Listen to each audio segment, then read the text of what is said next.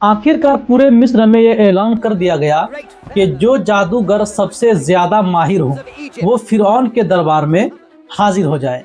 पूरे मुल्क से सैकड़ों जादूगर इकट्ठे होने लगे। फिर वो दिन आ गया जिसका इंतजार था।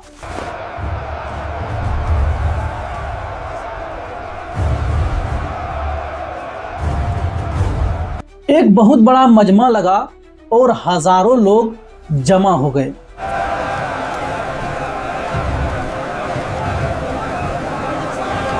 फिरौन तख्त पर बैठा था और मूसा व हारून अलैहिस्सलाम दोनों वकार के साथ खड़े थे। जादूगरों ने मूसा अलैहिस्सलाम से कहा, ए मूसा, पहले तुम अपनी लाठियां फेंकोगे या फिर हम अपनी रस्सियां फेंकें? मूसा अलैहिस्सलाम ने फरमाया, तुम फेंको। जादूगरों ने रस्सियां जमीन पर डाली।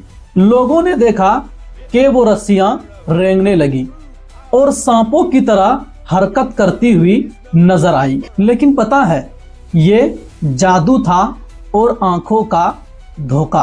तब अल्लाह ताला ने हजरत मूसा अलैहिस्सलाम को हुक्म दिया और मूसा अलैहिस्सलाम ने अपना असा जमीन पर फेंका। वो असा अचानक जबरदस्त असदहे में बदल गया, इतना बड़ा और इतना ताकतवर कि उसने सब छोटे छोटे जादूगरों के सांप एक एक करके निगल लिया। ये मंजर देखकर फौरन जादूगर सजदे में गिर गए और जोर से बोले कि हम ईमान लाए रब्बे हारून और मूसा पर। और फिरौन के अरमान खाक में मिल गए और चिल्लाकर बोला कि तुम मुझसे इजाजत लिए बगैर ईमान कैसे ले आए?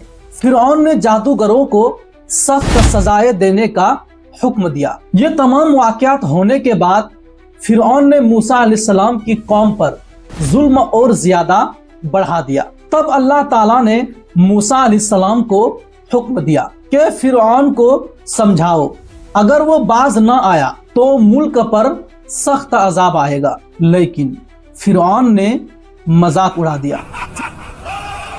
फिर अल्लाह ताला ने पहला अजाब भेजा, यानी खून का अजाब। पूरे मिस्र का पानी खून में बदल गया, मगर बनी इसराइल के घरों में पानी बिल्कुल साफ था। फिरौन घबरा गया और वादा किया कि मूसा अलैहिस्सलाम की कौम को छोड़ देगा। लेकिन अजाब हटते ही फिरौन मुकर गया। फिर आया मेंढकों का अजाब, यानी पूरे मिस्र में मेंढक भर गए, खाना पानी हर जगह। फिरौन ने फिर वादा किया और फिर वादा तोड़ दिया। फिर आया जुओं का अजाब, ऐसी जुएं कि इंसान, जानवर और लिबास कोई चीज बाकी ना रही। लोग खुजलाते खुजलाते पागल हो गए। फिर आया टिड्डी का अजाब, जो खड़ी फसलों को लम्हों में खत्म कर देता था। मिस्र की दौलत, खेत, बागात सब तबाह हो गए। फिर एक तूफान आया जो इमारतें, खेत सब तबाह कर गया।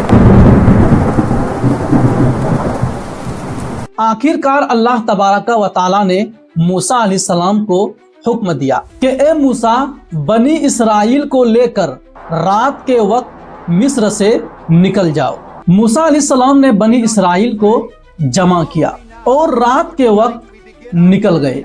जब फिरौन को पता चला तो वो अपने लश्कर के साथ बनी इसराइल के पीछे दौड़ा।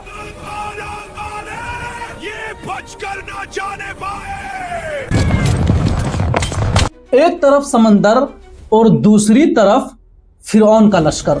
बनी इसराइल घबरा गए और कहा, ए मूसा, हम पकड़े गए। मूसा अलैहिस्सलाम ने इरशाद फरमाया, घबराओ नहीं, मेरा अल्लाह मेरे साथ है, वो मुझे रास्ता दिखाएगा। मूसा अलैहिस्सलाम ने अल्लाह के हुक्म से आसा समंदर पर मारा। समंदर दो दीवारों की तरह खुल गया, खुश्क रास्ता बन गया और पूरी कौम यानी बनी इसराइल गुजर गई।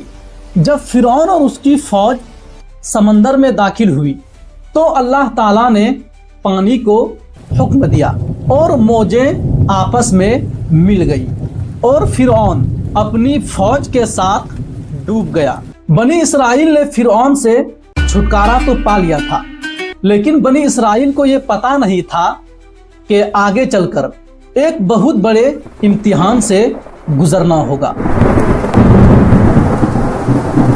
جو کہ ہم پارٹ 4 میں بیان کریں گے۔ لہذا پارٹ 4 کو دیکھنے کے لیے چینل کو سبسکرائب کر لیں۔